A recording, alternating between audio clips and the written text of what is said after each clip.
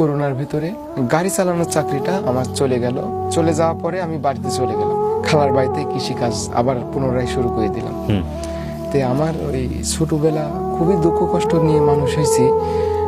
ওই যে নানি আমাকে এটা ওটা আইনি খাওয়াইতো, ওই টাইমে আমার ওই কাঁচা তরকারি আমি খাইতাম। কি বলেন?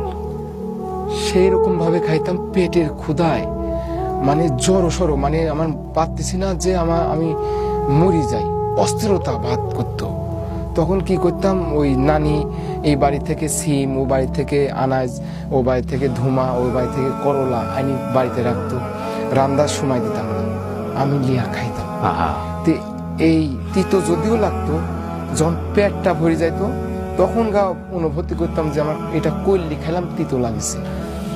আমার এই নানি যখন এই আনতে পারতো না, তখন আমি এই গাছের ফল, মানে যেটা আসলে খাওয়ার উপযুক্ত না কিন্তু ফল ধরে আছে, সেটাই আমি খাচ্ছি। আমি খাই, আমার আগে মেইন কথা হচ্ছে আমার পেটের ক্ষুধা আগে মিটাতে, তার আগে আমার কাছে আর ভিতরে আমার কিছুই লাগেনি। আপনি কি কথাটা বুঝতে পারছেন? ক্ষুধা কত মারাত্মক হইতে পারে, এটাই হচ্ছে কথা।